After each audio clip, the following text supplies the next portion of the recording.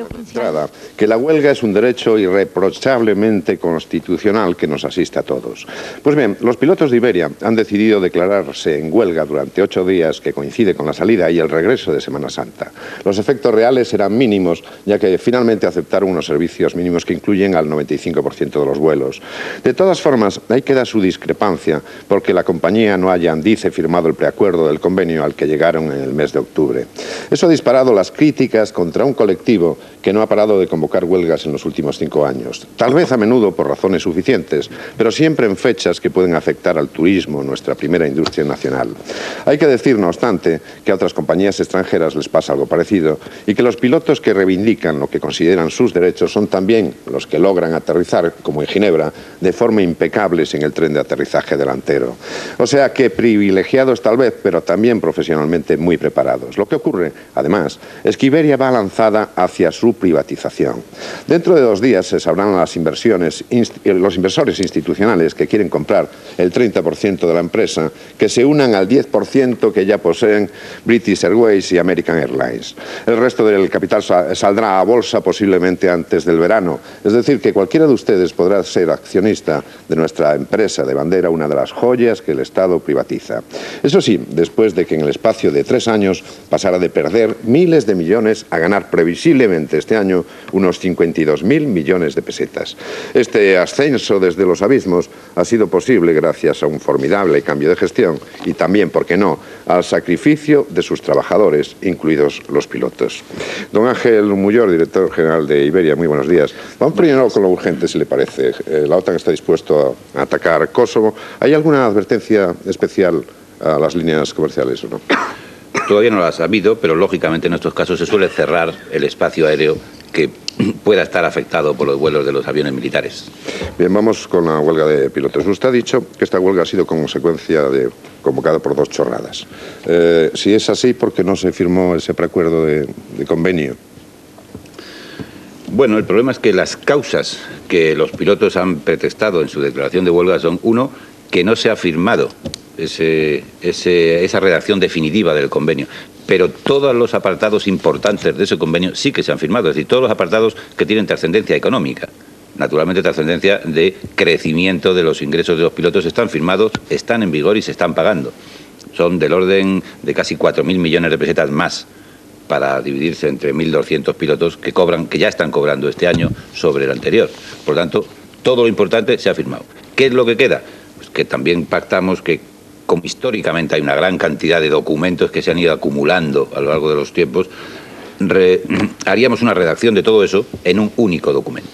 Eso es lo que queda por hacer. ¿Y por qué no se ha firmado todavía? Porque el SEPLA está intentando que al hacer esa nueva redacción se incluyan también nuevos apartados que suponen más ingresos para los pilotos, cuando habíamos pactado y firmado que eso no se haría así, que solo se revisarían los puntos que no supongan ni mayor coste ni menor productividad.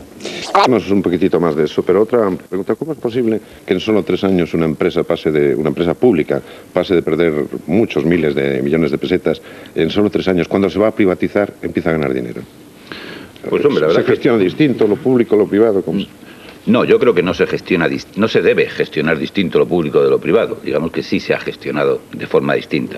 Se ha gestionado de forma que la cuenta de resultados no era uno de los objetivos a vigilar o a conseguir. Y desde hace 3 años el encargo que se nos dio al nuevo gestor de la compañía es que lo gestionáramos como cualquier empresa privada y que por tanto la cuenta de resultados fuese el objetivo a perseguir. No hay excesivos secretos. Hemos eliminado todas las fuentes de pérdidas, ya sea inversiones extranjeras de las que teníamos en Latinoamérica, ya sean una gran cantidad de líneas en las que se perdía dinero y que se mantenían por cuestiones políticas. Los trabajadores, hace ya 4 años, incluso antes de que entráramos nosotros, habían hecho un acuerdo, un pacto por el que se congelaron los salarios durante 3 años, se bajaron los salarios de orden de un 8%, cosa que yo no conozco ninguna otra empresa que lo haya hecho. Y por fin, pues hemos hecho una gestión vigilando muchísimo la reducción de costes. Una última pregunta antes de entrar en el diálogo. Muchos informes señalan que Barajas es un auténtico caos.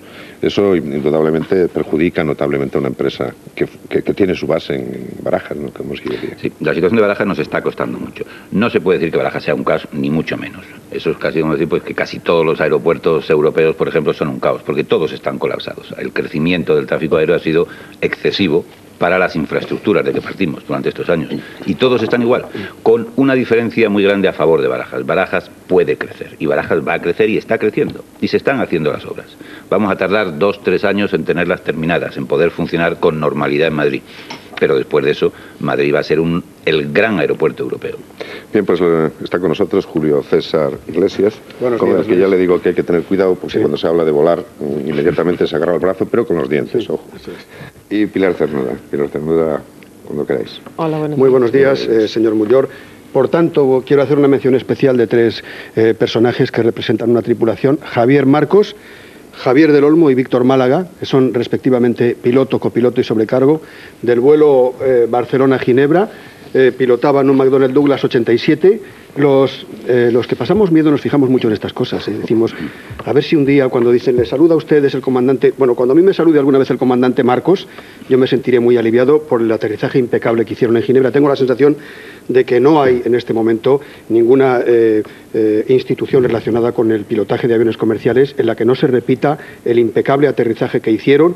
Una parte de la pista seca, el resto de la pista llena de espuma. Había que mantener el avión sobre el tren de aterrizaje trasero hasta llegar a la espuma. Lo mantuvieron allí con el morro levantado y luego aterrizaron aquellas 55.000 toneladas de la parte delantera del avión como si fuera un velero. O sea que hay que decir eso por delante. ¿Le parece bien, señor Muyor? Sin duda ninguna. Una mención honorífica de esta tripulación. Si llegas a estar allí, tenemos que hacer una entrevista a ti. Tengo yo, sin haber estado allí, para 2 horas de conversación, así que si luego no tienes nada que hacer, quedamos. Pero ahora vamos al asunto que nos ocupa. Señor Muyor, la huelga. Mire, de los últimos 5 años en 4 nos hemos visto abocados a situaciones, salvo el 86, siempre nos hemos visto abocados a situaciones parecidas y algún año en varias ocasiones, siempre efectivamente en coincidencia con vacaciones. En esta ocasión el director general de Iberia, Ángel Muyor, ha dicho que puede tratarse de la acción de un grupúsculo de pilotos que teme perder su influencia como consecuencia de la privatización de Iberia. Aclárenos eso, por favor.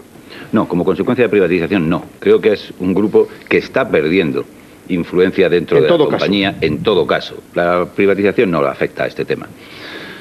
Yo creo que tradicionalmente los pilotos, el SEPLA, han tenido un gran poder en esta compañía. Un gran poder no ya como sindicato, sino un gran poder de influencia en la gestión, en las decisiones de gestión. Esto viene por una parte del hecho de que era una empresa pública, y en las empresas públicas los sindicatos han tenido un gran poder de gestión. Y luego además, por las condiciones específicas de este negocio, los pilotos tradicionalmente en todas las compañías aéreas siempre precisamente han decidido muchas de las cuestiones de gestión importantes. Esto está cambiando, y naturalmente el sindicato, nosotros lo reconocemos un poder importante, nosotros reconocemos una representatividad sin duda ninguna, en el caso de los pilotos pues tienen el 90 y tantos %, pero reconocemos también que su labor es ser un sindicato y ocuparse de las cosas que se tiene que ocupar un sindicato, no de la gestión de la compañía. La gestión de la compañía nos afecta a nosotros, a los directivos, es nuestra responsabilidad y no vamos a hacer dejadez de esa responsabilidad y ceder ante las presiones de grupos sindicales. Esto, por ejemplo, los sindicatos de tierra, los sindicatos tradicionales o incluso nuevos, lo entienden perfectamente. Con ellos se puede negociar porque sabes siempre que estás negociando las condiciones de trabajo, las condiciones salariales de sus representados, y ahí se acaba el tema. Ahora, ellos no se meten en si tenemos que comprar tal o cual avión, si tenemos que estar en tal o cual negocio, si tenemos que volar a tal o cual sitio, si los directivos tienen que ser este o el otro. Este tipo de cosas son las que tradicionalmente el SEPLA estaba acostumbrado a decidir casi. Y eso es lo que le hemos dicho, que se ha acabado. Lo que pasa, señor Muyor, es que los pilotos, cuando presentan a los periodistas o a la opinión pública sus reivindicaciones, no aparecen esas reivindicaciones. Sí aparecen en la mesa de negociación. Y segundo, tradicionalmente la cantera de pilotos en Iberia ha sido el ejército. Pero yo tengo idea de que en los últimos años ya no es así, es decir, que ya los pilotos al revés, no pueden, el que ha hecho su carrera de piloto en las Fuerzas Armadas no puede pasar la compañía a Iberia, desde luego. ¿Cómo está en este momento el equilibrio entre los pilotos militares y los pilotos no militares? ¿Y los cabecillas del SEPLA son militares o no lo son? No, Yo creo que también he tenido que cambiar mi opinión sobre ese tema. Casi hoy lamento que no haya más pilotos provenientes de los militares en Iberia, porque estaban obligados a tener una preparación bastante superior a la que hoy están dando pues en las escuelas privadas, donde se hacen pilotos más rápidamente. El de Ginebra, por ejemplo, el comandante Marcos, que no tiene que nada que ver con... Es un comandante Marcos, eso, ojo. Es militar. Sí, creo que proviene de las fuerzas... Sí. Bueno, perdona que le he interrumpido. No sé exactamente ahora el porcentaje. Lo cierto es evidentemente que se está reduciendo. Todos los últimos que están entrando ya no provienen del ejército, provienen de escuelas privadas. Sí.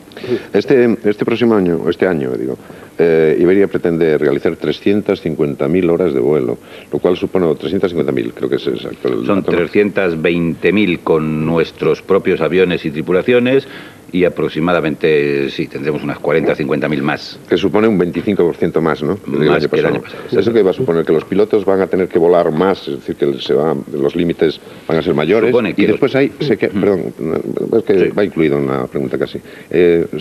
Hay un puesto que es que el piloto de relevo, ¿no? Que es nuevo también. Sí, entonces las dos cuestiones. Van a tener que hacer más horas de vuelo y después se introduce... Los pilotos harán más horas de vuelo, no muchas más.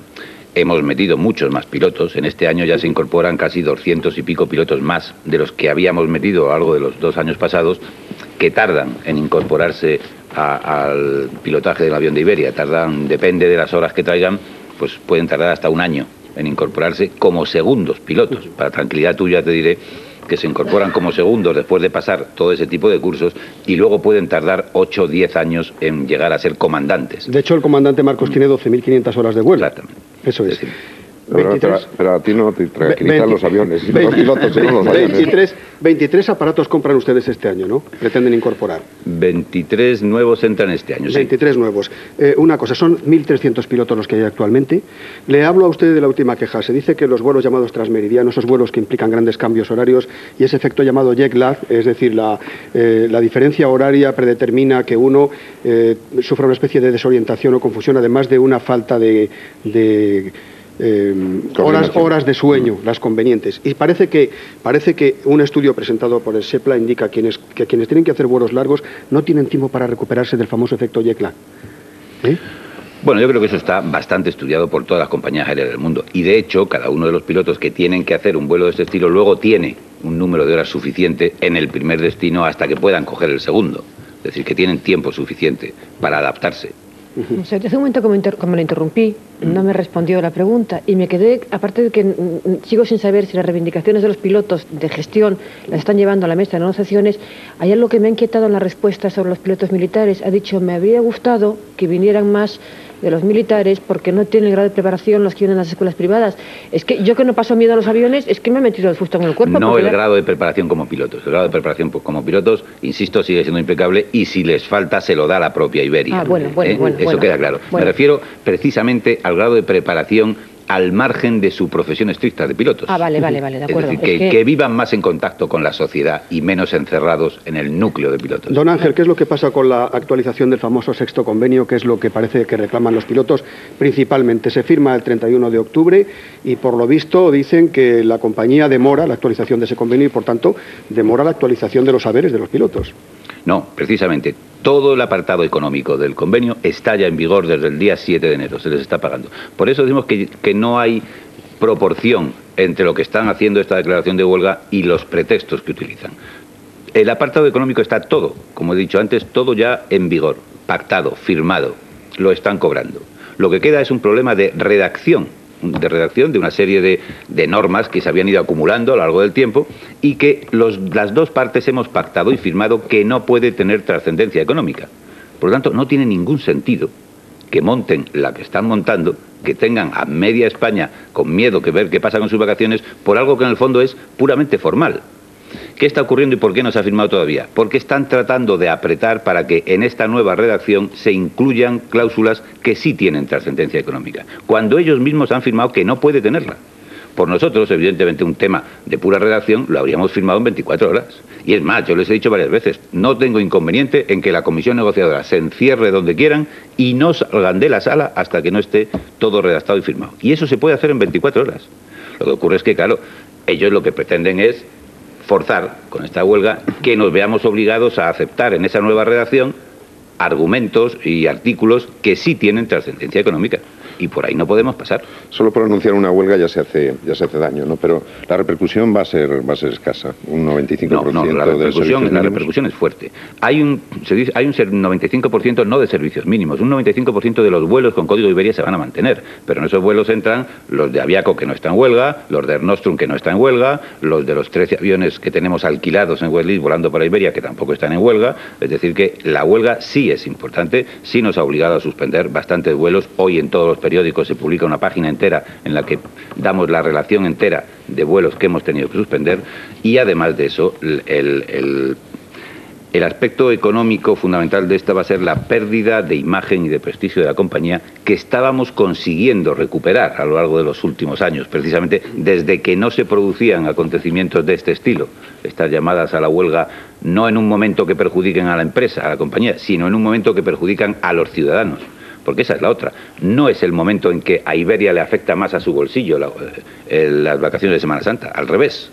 Nosotros ganamos más dinero cuando transportamos empresarios. Y los empresarios no viajan en Semana Santa. Los que viajan ahora son ¿Cómo los que ganan turistas. más dinero cuando transportan empresarios? ¿Qué pasa? ¿Que pagan más los empresarios? Pagan más, naturalmente. Que el modesto ciudadano que le acompaña esta mañana. Pagan más porque pagan tarifas enteras, porque van todos en business, por este tipo de cosas. Ya decía yo. Ya, vamos a ver, usted está diciendo que repercute en la imagen de Iberia, pero yo que viajo mucho, pues hace un par de años que he dejado de viajar, porque es que han ganado ustedes, voy a hacer un poco de abogado del diablo, han ganado 52.000 millones de pesetas, pero no se puede viajar en España en avión en este momento. Dentro de España estamos todos con los coches cargados de kilómetros, porque el aeropuerto, usted dice que puede crecer todavía más y va a ser, bueno, cuanto más crezca peor, porque Barajas es un espanto.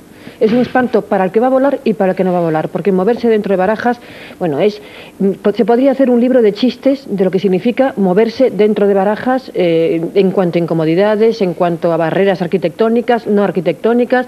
Cuando viaja Dávila, 2 libros. Bueno, hasta incluso el hecho de que te resbalas en el suelo, cosa que no puedo entender, como a nadie se le ha ocurrido, que no se puede poner ese tipo de suelo en un aeropuerto, ¿no? Las distancias son terribles. Yo no sé si usted se ha encontrado alguna vez, como a mí me ha ocurrido, algún amigo minusválido, por ejemplo, haciendo descanso en una silla porque no tenía aliento para llegar hasta su silla, hasta su puesto de embarque. El hecho de que para salir de Iberia, en el último momento, cuando vas cargada de maletas, de bolsas, de bebés, el carrito del bebé, te encuentras en una puerta giratoria. Yo que he viajado mucho no encuentro ningún aeropuerto del mundo con una puerta giratoria. Es como de chiste, ¿no? Y aparte de eso tenemos la barbaridad que supone el retraso permanente de aviones, la falta de información. Es decir, señor Muyor, yo me pongo en que realmente en este momento viajar en España está poniendo muy difícil. Es un sacrificio tener que viajar en este momento. Sí, lo que ocurre es que hay una contradicción, eso mismo que tú dices. No se puede viajar en avión. Bueno, pues yo ya no viajo. Esto lo dices precisamente porque hoy viaja en avión más gente que nunca. Porque por el aeropuerto de Barajas, de Madrid, están pasando 20 y tantos millones de españoles. ¿Qué quiere decir eso? Que necesariamente hay que ampliarlo. O vamos todos muy apretados por la misma puerta, cosa que no es posible, o naturalmente hay que ampliarlo. Las distancias a recorrer, pues naturalmente cada vez son mayores, como en todos los grandes aeropuertos del mundo. En el aeropuerto de Barajas acabarán pasando 40 hasta 80 millones de pasajeros. Naturalmente el aeropuerto de Madrid habrá que ampliarlo. ¿Y ahora qué ocurre? Pues que estamos sufriendo, pues como cuando arreglas tu casa y sigues viviendo dentro. Exactamente igual. Tienes un montón de tiempo de unas incomodidades enormes hasta que se acaban las obras. El momento que se acaben, y ya se están viendo partes en Barajas que están ya razonablemente arregladas, pues Barajas va a ser un sitio mucho más transitable. ¿Con distancias entre un sitio y otro? Pues sí, pero tendremos también pues las cintas de transporte, tendremos los people móvil por un lado y por otro. Y quitarán la famosa puerta giratoria, que es de no creer. Haga el favor, porque con eso tenemos una cuestión personal. Es que es de no creer. Traspasaré tu sugerencia a los de AENA que quiten esa famosa puerta giratoria. Yo me he quedado encerrado en esa puerta giratoria. ¿Ah, sí? Pero si es que te quedas encerrada, en cuanto vas con una maleta te quedas encerrada. Segundo, lo que le decía, la información de Iberia en Barajas. ¿Por qué no nos cuentan la verdad? ¿Por qué nos dicen siempre, debido a cuestiones de tráfico aéreo, cuestiones, bueno, a veces se sabe o que nos digan por lo menos cuánto tiempo va a retrasarse un vuelo, que tampoco lo sabemos? Pues el problema es que cuando no lo decimos es porque no lo sabemos nosotros tampoco. Pues si al llegar a un avión se dice, que saberlo. Hay una avería, pues no sabemos cuánto va a tardar en resolverse. Pueden ser 5 minutos o pueden ser 2 o 3 horas. El problema es que el pasajero que está en Barajas, que suele estar nervioso, porque sea o no como tú, que le tiene miedo a volar, el hecho es que todos llegan con los nervios a flor de piel, lo único que quiere es que le digan, bueno, ¿a qué hora vuelo? Claro. Bueno, pues el a qué hora vuelo resulta que no lo sabemos muchas veces, porque depende, eso que tú dices, congestión de tráfico aéreo. Bueno, pues es absolutamente real la congestión de tráfico aéreo. Hoy todos los cielos están congestionados. Le pongo un ejemplo. Me ha pasado a mí en Barajas, que desgraciadamente alguna vez tengo que ir a Barajas porque no tengo más remedio. Hace 15 días. Estaba en Barajas un vuelo que se repite todavía por causas técnicas, 4 horas. El problema era que había una amenaza de bomba. Si lo hubieran dicho, los pasajeros nos hubiéramos quedado mucho más tranquilos. Y mire usted, hay una amenaza de bomba, pero probablemente no es nada, pero hay que revisar el avión. Tenemos otro avión ya preparado para ustedes, mientras tanto. Pero luego hay que revisar los equipajes que ya estaban dentro. Bueno, pues la gente se hubiera quedado mucho más tranquila. No sé. Claro, 4 horas. Ahí tienes. Si hablas de amenaza de bomba, todos salen corriendo. Salimos en otro vuelo, y además se dijo, es otro avión. Pero eso te lo dicen ya cuando ya estás dentro del nuevo avión. Bueno, ¿por qué no hay una mayor sinceridad para informar las cosas y nos quedamos todos Estoy de acuerdo mejor? contigo, que lo que hay que hacer es, y esas son las normas que estamos dando nosotros a todo nuestro personal, contar absolutamente todo lo que sabemos. Y eso es lo que últimamente estamos haciendo. Lo cierto es que la mayor parte de las veces la hora de salida del nuevo vuelo no la conocemos, que es lo único que quiere oír el pasajero que está allí. Cualquier otra cosa que le expliques, que es por tráfico aéreo, que es porque hay problemas de climatología en el otro aeropuerto, porque no ha llegado el avión, porque hay una avería, le importa un rábano. Lo que quiere saber, sí, todos esos cuentos chinos, vale, pero dígame a qué hora sale mi avión. Y eso no lo sabemos. Y usted acaba de plantear algo importante, que es la saturación del espacio aéreo. En los años 60 creo que había 60 accidentes por cada millón de vuelos, una cosa por el estilo, y se ha logrado descender hasta un accidente por cada millón de vuelos. Esta saturación es impresionante, ¿no? En Estados Unidos el Congreso llegó a advertir de que podía llegarse a un accidente cada 10 días, una cosa. Pero fíjate que lo que has dicho es que hemos reducido enormemente el número de accidentes. ¿Qué ocurre? Que hay muchos más vuelos. Naturalmente, pues como antes no había nunca un accidente de coche y ahora cada fin de semana tienes un montón, porque viajan muchos más. Que decir, estadísticamente, a cada uno de nosotros, pues cada día es más y más difícil que nos toque un accidente. Sí, bueno, no sé si es un consuelo, cada millón es lo de la primitiva, más o menos. Don Ángel, mire, volvamos al asunto de la huelga, si le parece bien. ¿No te gustaba este tema, no? Para pensar positivamente un poco, le digo, mire, por lo visto hay a diario 50.000 reservas de vuelos en día normal o pensando en la Semana Santa. Y se estima que la huelga afectaría a no menos de 500.000 de personas. Pensando positivamente, díganos qué tiene que ocurrir, porque tengo la sensación de que en toda conversación es necesaria una cierta flexibilidad para que la huelga sea aplazada, mejor dicho, anulada, por no decir desconvocada, que es palabra larga y fea. ¿Qué tiene que ocurrir? O sea, ¿qué estaría dispuesta a hacer la empresa para evitar la dichosa huelga? Pues yo diría que casi cualquier cosa de las que nos pidan, siempre que nos pidan algo medianamente razonable. ¿Firmar el convenio? Pues nosotros lo firmamos esta misma tarde. Y se lo hemos hecho saber al SEPLA. La otra causa que estaban planteando, que hemos contratado 8 pilotos en una compañía que se llama Binter Canarias, que está en proceso de privatización más acelerado que Iberia y que dentro de unos días probablemente deje de pertenecer a Iberia. Y el cuyo presidente es usted, por cierto. Cuyo presidente soy yo. Y el planteamiento del SEPLA es que esos pilotos tienen que incorporarse a la plantilla de Iberia. Esto es un absurdo. Binter Canarias lleva 11 años funcionando. Jamás sus pilotos han estado en la plantilla de Iberia. Y justo ahora, cuando dentro de 15 días privatizamos la empresa, 15 días, un mes, lo que se tarde en acabar las negociaciones, plantean que esos pilotos deben incorporarse a la plantilla de Iberia. Es sencillamente un absurdo. Es una excusa cogida por los pelos, no se sabe por qué.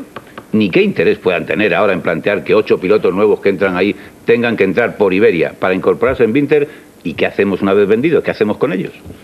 Por cierto, usted el otro día en la radio puso el acento en algo que para mí había sido algo pasado inadvertido hasta ahora, que es que los pilotos de Iberia podían incurrir algunos de ellos en fraude fiscal por los billetes a los que utilizan, billetes de Iberia, y que evidentemente son una especie como de sobresueldo, ¿no? No, vamos a ver, el fraude fiscal no, en absoluto. Lo que ocurre es que la ley de presupuestos de este último año ha cambiado, ha establecido que cualquier pago en especie, no solo de Iberia en billetes, sino pues de las compañías eléctricas en la electricidad a sus trabajadores, el teléfono, la telefónica es los suyos, los bancos, los que pagan, que dan intereses a más bajo, que dan créditos a más bajo interés, que todo eso hay que declararlo y todo eso es un pago en especie por el que hay que hacer retención. Pero estos son millones de pesetas para un piloto, ¿eh? Hombre, depende de lo que huele. Bueno, no pero, serán nunca millones de pesetas. Hombre, si tiene derecho, que ayer llamé a un piloto para que me contara qué billetes tenía derecho, bueno, es que se me salían los ojos de las órbitas. Tiene derecho él a vuelos ilimitados a lo largo del año. Su familia directa, o sea, mujer, hijos, padres si viven con él y personal de servicios si está destinado fuera, a 8 vuelos en clase preferente al año. Me parece una cantidad bastante considerable. Si es un piloto que vive su madre con él, que tiene 4 hijos y se van 8 veces al año a las Bahamas, pues salen unos cuantos millones. Pues el problema es que esos cuantos millones ese señor los está recibiendo como pago en especie. Bueno, pues por eso digo que... ¿Y lo está declarando? A partir de problema, este año hay que declararlo. Yo en tu lugar no volaría más, Forastera, después de lo que estás haciendo. Lo que sí quiero dejar claro que ese no es un problema de Iberia. Iberia en esto no entra para nada. Ha cambiado la ley fiscal, igual que la ley les ha rebajado el tipo máximo del 56 al 48, con lo cual todos salen ganando, pues ha puesto otra contrapartida. Y además ahora tenéis que pagar y declarar los ingresos que cobráis en especie. Pues Iberia ahí no pinta nada. Iberia va a seguir dándole los billetes gratuitos al piloto. Exactamente en las mismas condiciones que lo tienen. No solo al piloto, a los directivos de la compañía, a todo el personal de la compañía que tiene billetes gratuitos en su convenio. Iberia se los va a seguir dando. ¿Qué ocurre? Que a partir de ahora vamos a tener que declararlos a Hacienda. Bueno, antes de nada, que no he sido yo la que he sacado el tema, sino usted el otro día en la radio. O sea, Exactamente. Bueno, vamos a... Este tampoco es un tema que se ha puesto en la mesa de negociación para esta huelga. Pero usted lo dejó caer así como que no quiere la cosa. Porque es uno de los temas que sí plantean, aunque no en la huelga. Pero el problema es que ahí, lo que yo les estoy diciendo hoy es reclamar, me parece muy bien que reclamáis, pero reclamarle al Ministerio de Hacienda, no a Iberia, que Iberia va a seguir dando los billetes gratis. O sea, en la actualidad hay 198 compañías en el mundo que hacen tráfico internacional, que vuelan por el mundo. ¿Qué aporta a Iberia en las alianzas con British y con American? No solo con British y con American, sino la integración en la One World, que es una de las grandes alianzas que se ha creado. Lo primero es poder ofrecerle a cualquier ciudadano que quiera viajar con nosotros prácticamente una cobertura mundial. Puede ir a cualquier sitio del mundo con una compañía que tiene los niveles de calidad garantizados que tiene Iberia. Y con un mismo billete, porque a través de nuestros vuelos directos, de los de British, American, Qantas, cualquiera de las compañías que se integran en esta alianza, todos nos comprometemos a mantener unos mismos niveles de calidad, de seguridad.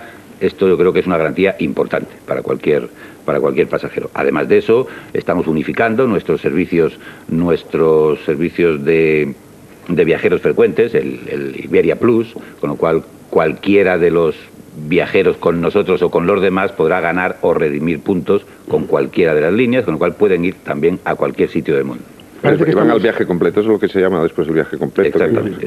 Parece que estamos abocados, señor Mullor, ya definitivamente a una nueva época en la que aquella vieja expresión compañía de bandera desaparece. Quiero decir que ahora con la privatización ya no podemos hablar de Iberia, como se hablaba antes, de una especie de símbolo nacional que paseaba las excelencias de nuestros zumos por el mundo. No quiero yo meter la mano en la herida. No, pero yo tengo dos temas que sacar, que es la comida y los ovnis. Un momento, cuidado. Quieta ahí, guapa, si no te importa. No, le decía lo siguiente. Díganos usted, si pretendemos ser accionistas de la compañía, American y British van a entrar en Iberia como propietarios, pero va a haber una proporción del coste de la compañía al que pueden hacer frente accionistas. La compañía cotizará en bolsa, parece que es la compañía más rentable de Europa, compañía aérea, digo, luego convendría. Díganos usted, primero, ¿cuándo piensan que de verdad va a privatizarse la compañía? Si va a ser definitivamente antes del verano. Y segundo, que me dé un mensaje a los futuros accionistas, porque a lo mejor tenemos miedo, pero nos apetece meternos ahí, ¿no? De todas formas, déjame que te corrija una de las cosas que has dicho, pues simplemente. He dicho que Iberia va a dejar de ser un símbolo nacional. En absoluto. Iberia, yo creo que va a seguir siendo un símbolo nacional. Va a seguir siendo eso que se llama... Los pilotos dicen que puede perder identidad, se lo digo por eso. Ojo, dicen, la compañía puede perder identidad con la privatización, va. Con la privatización no, va a perder identidad en ese sentido restrictivo de los nacionalismos pequeñitos que dicen en el momento que nos asociamos con alguien pierdes identidad. Pues naturalmente, nuestro mercado, por ejemplo, ya no puedes pensar que es España. Nuestro mercado es como mínimo, el mercado de base es Europa y a partir de ahí todo el mundo. ¿Eso es perder identidad? Yo creo que no, yo creo que eso es ganar. En ese sentido vamos a ganar. Pero insisto, seguiremos siendo símbolo nacional porque será la gran compañía aérea española. Van a entrar British y American. Entran ambas con un 10% entre las dos, 9 British y 1 American.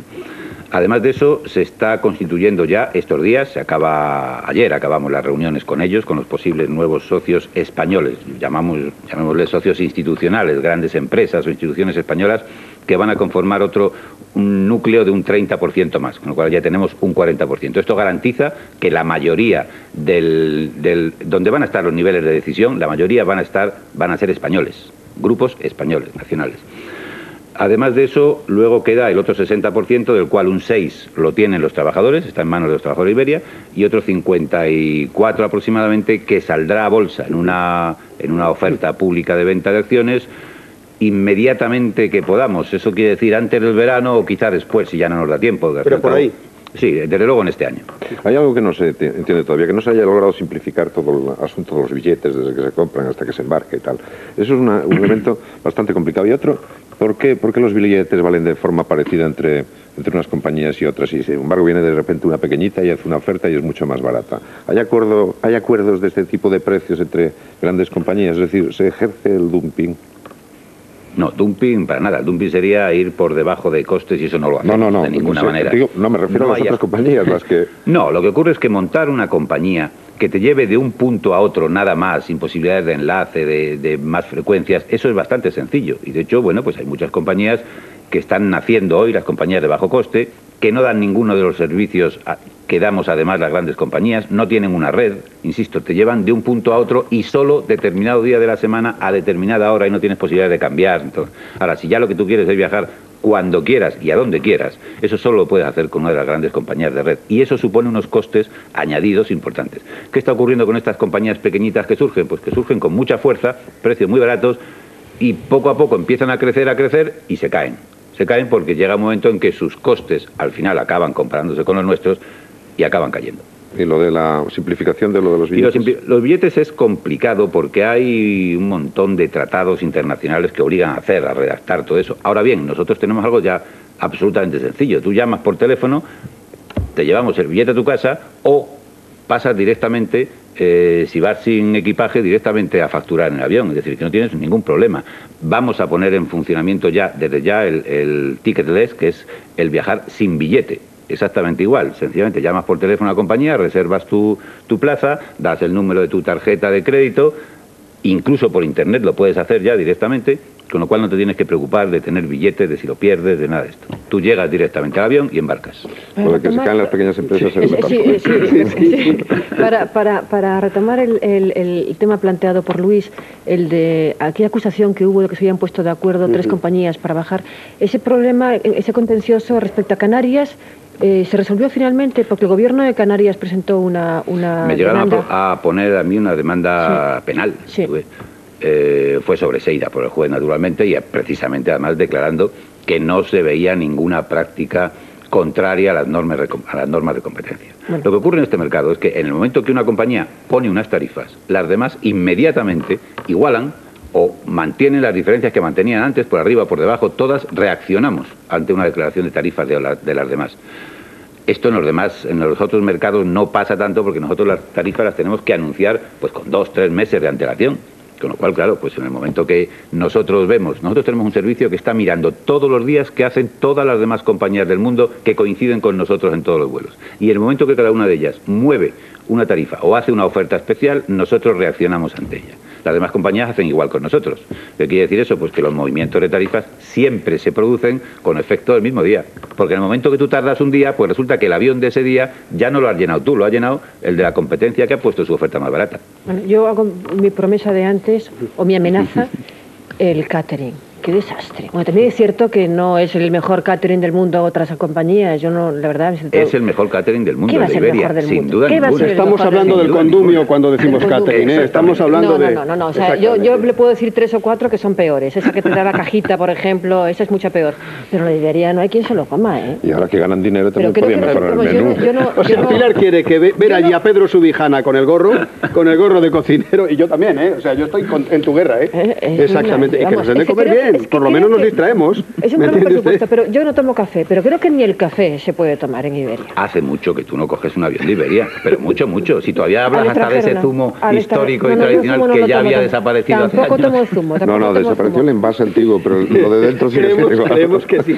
Yo te voy a decir la verdad, yo soy de los que viajan en avión y jamás tomo ni un café, pero sencillamente por la incomodidad, que quieras que no estás muy apretado y no puedes. Primera o en business, vas en business, claro. Sí, pero así todo, como soy muy grande y no quepo, bueno, pues yo, tampoco. Un ejemplo, las azafatas no toman lo que hay en el avión, en los vuelos transoceánicos se suelen llevar bocadillitos, señal de que ellas mismas saben que aquello no... Hombre, es que comer eso todos los días... Bueno, no se puede mejorar un poco la comida. Yo creo que ha mejorado muchísimo. ¿Qué ha mejorado? Ten en cuenta una cosa, hace ya 4 o 5 años nosotros contratamos a los mejores cocineros, a todos los grandes cocineros españoles. Para business. Naturalmente, hombre, lo que ocurre es que lo que no puedes pretender es tener una comida de un restaurante de 5 tenedores. Si usted conoce una figura que se llama jamón ibérico, de Don Ángel, porque ese, por ejemplo, no marra, que dicen los taurinos. Eso se conserva muy bien. Se conserva muy bien. Dicen que sabe igual en Hong Kong que en Madrid. Un poquito de queso manchego. No, yo creo que al pasar las fronteras se estropea. Eso hay que comerlo aquí. Eso es el vino, no es el jamón.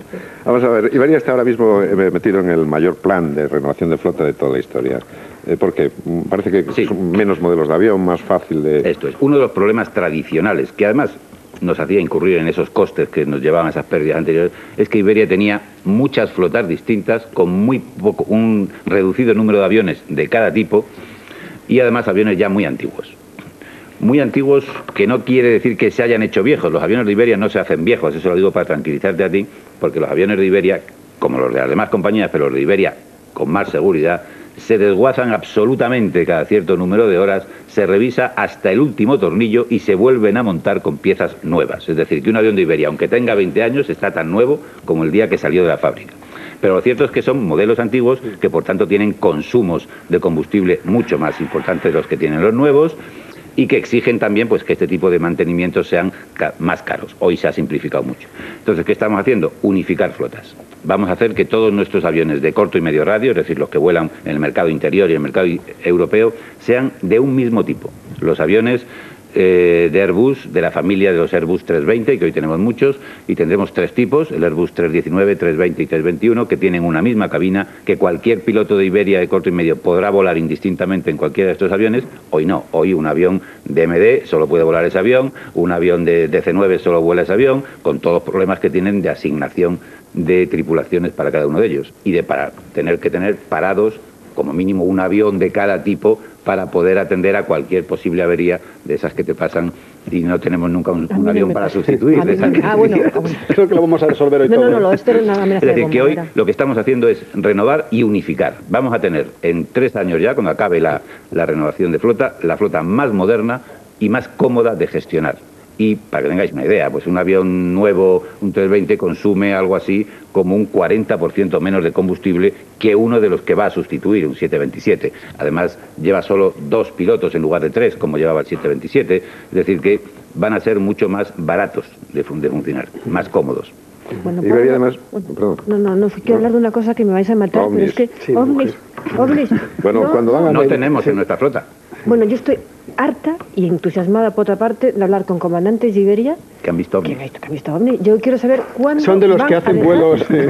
¿Cuándo? Yo he visto uno, un avión de Iberia, y además me avisó el comandante... Julio César ve muchos ovnis con los lucecitas y los ojos. Van a utilizar a los pilotos de Iberia que nos cuenten sus historias apasionantes con ovnis, para que los incrédulos como estos dos, que sepan lo que está ocurriendo por ahí arriba, que es apasionante. Pues la verdad es que en cuanto tienes oportunidad de hablar con un piloto de Iberia... que nunca se me ha ocurrido tocar con ellos. Pues nunca me he contado ninguno. Solo le falta eso en la huelga, en la negociación del convenio. Es que me metan el tema de los ovnis. Apasionante las historias, sobre todo por la zona de Canarias. Querrían meter a sus pilotos también en el escalafón de Iberia y ya teníamos el lío montado. O sea, que a usted no le consta de verdad. Lo digo porque yo no he visto se habla de una alta clasificación de ese tipo de asuntos. La compañía prohíbe que hablen los comandantes de semejante cosa. Eso es en defensa, pero en Iberia podrían permitirlo, ya que no pueden hacerlo en defensa, que lo tienen clasificado. No permitirlo, no prohibimos en absoluto nada, que cuenten lo que quieran. A mí nunca me ha contado nadie nada de un ovni. Uy, bueno, pues cosas fantásticas. No sé, será como las brujas, eso de a ver las haylas. Por supuesto que aunque las hay, no creamos en ellos. Pero los ovnis también. De todas maneras, ¿cuál es el país más peligroso o el menos seguro para viajar? Porque a ver, hay pilotos que dicen que es la India, ¿no? Para viajar en avión, yo creo que no. Hoy por los controles de tierra, que son a lo mejor un poco más relajados. No, hombre, yo te diría que hoy pues tiene zonas que podríamos llamar zonas emergentes. Los países de África, pues evidentemente son menos seguros que los países occidentales. En Latinoamérica hay una serie de países que sus sistemas de control de tráfico aéreo pues dejan bastante que desear comparados con los nuestros. No quiere decir que los niveles de seguridad no estén siempre garantizados, pero digamos que nosotros tenemos muchos más elementos e instrumentos instalados, tanto en nuestros aviones como en tierra, para garantizar esa seguridad. Con referencia a la sobresaturación de aeropuertos, particularmente el de Barajas, sí quería yo preguntarle lo siguiente. Parece que todas las reformas van por detrás de la demanda. Quiero decir que cuando una reforma termina, ya se ha quedado vieja. Yo le pregunto qué futuro nos espera. Entonces, ¿no podemos dar con una fórmula tal que haga que en un momento dado, a partir de un momento dado, los aeropuertos tengan la posibilidad de subvenir todas las necesidades de los viajeros? Porque es que si no, parece que siempre que tenemos esta conversación, hay una reforma en ciernes. Sí. Y la reforma se consolida, pero ya llegó tarde, ya hace falta otra.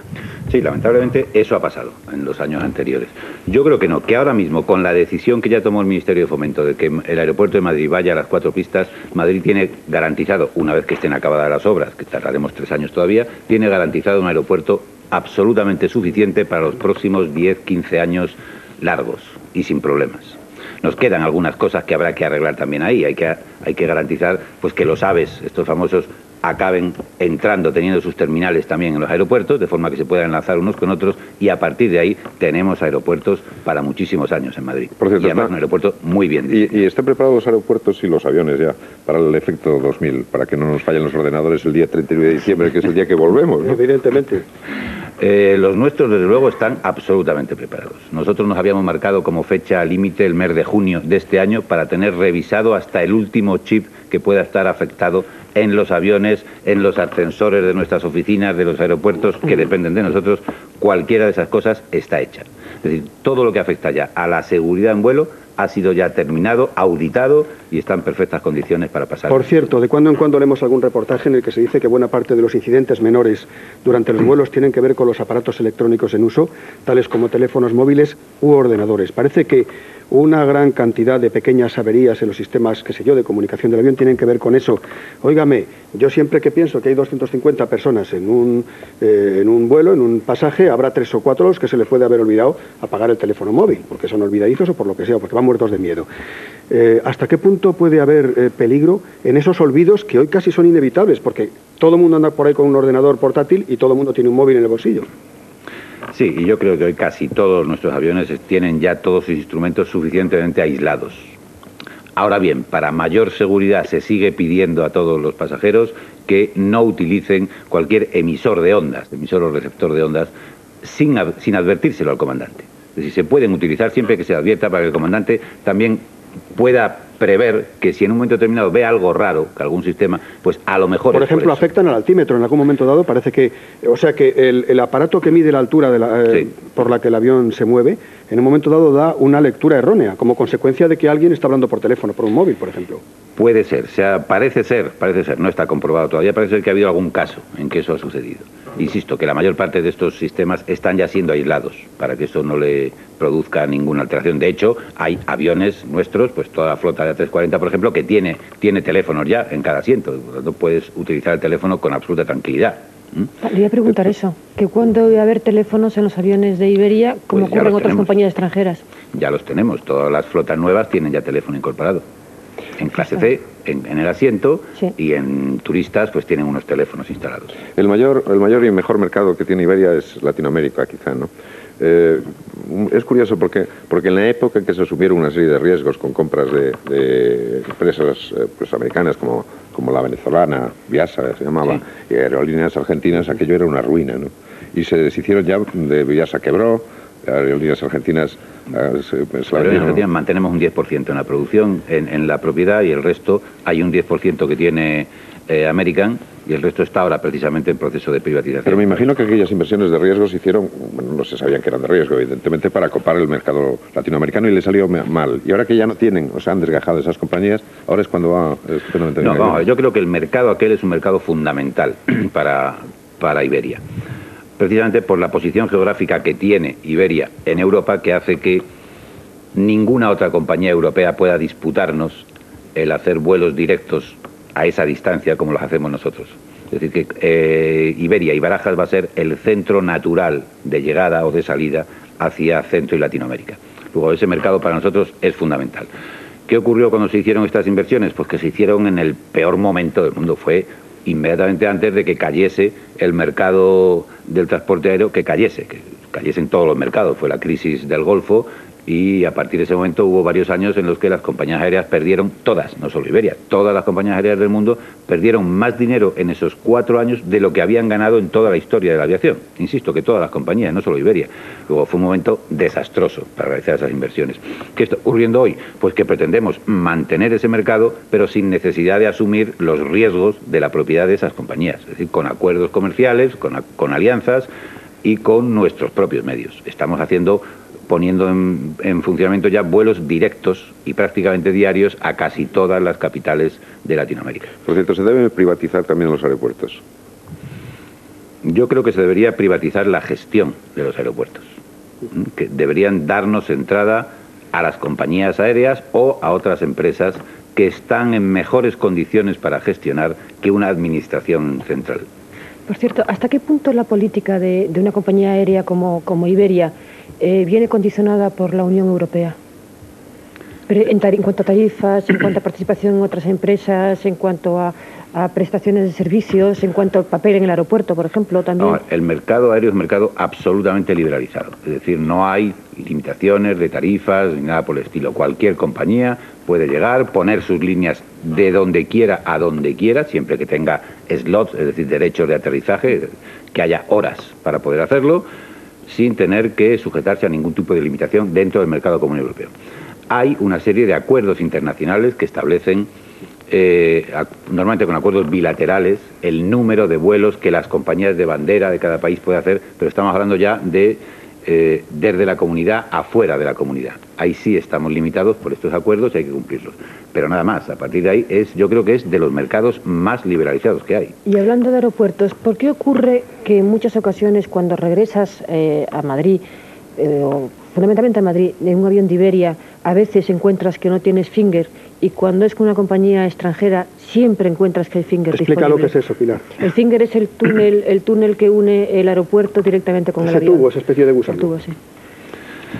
Pues hombre, AENA dice que no es así. AENA, que es quien determina qué aviones van a cada uno de los aparcamientos y quien da los fingers, la verdad es que nosotros hemos hecho un seguimiento porque hemos tenido muchas denuncias de ese estilo y hemos podido comprobar que no es así.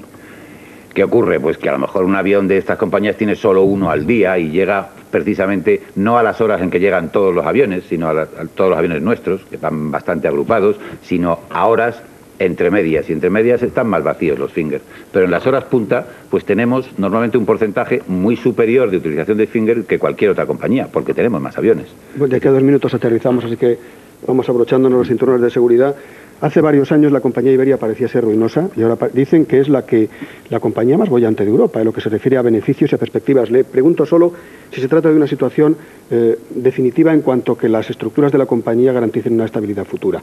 Porque, hombre, el futuro accionista en esa oferta pública de venta que esperamos se haga en cualquier momento ya, querrá saber si se trata de un engorde artificial o de un engorde real, vamos. No, yo creo que no solo no es artificial, sino que incluso las cifras que estamos dando son muy conservadoras, en el sentido de que nos estamos dedicando a eliminar cualquier riesgo de los que había antiguamente, cualquier situación de riesgo de las que había antes, y además a provisionar cualquier posible riesgo futuro. Es decir, no estamos yendo a una política de dar beneficios, de presentar resultados espectaculares, como se dice por ahí en previsión de esta privatización, sino todo lo contrario. Si fuésemos a una política como cualquier otra empresa normal, estaríamos dando beneficios muy superiores a los que estamos dando, pero estamos yendo a solidificar esta empresa. Bien, nos queda un minuto. El señor Muyor fue redactor jefe de Mundo Obrero, militante del Partido Comunista de España. ¿Qué se siente al estar sentado como gestor al otro lado de la mesa y negociar? Pues hombre, llevo ya muchos años haciendo esto. Me ha tocado tragarme casi todas las operaciones de reconversión importantes de este país. Yo creo que estoy colaborando en el desarrollo de este país como lo estaba haciendo en la época de la transición con mi presencia en el Partido Comunista de España. Me siento orgulloso de lo que hice entonces y de lo que estoy haciendo ahora. Bien, pues vamos a terminar. Por cierto, no le ha hablado a Julio César de los cursos que hacen para evitar el terror a volar, ¿no? Ya hablaremos de eso luego. Hemos quedado para luego, ¿verdad, don Ángel? Son muy buenos, son muy buenos. Muy bien. Bien, pues muchas gracias, don Ángel Mullor, director general de Iberia, por haber estado aquí en directo hoy con nosotros.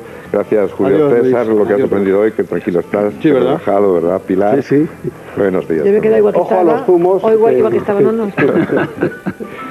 Bien, estos son los desayunos de Radio Televisión Española, el lugar de encuentro. Volveremos mañana otra vez. Muchas gracias.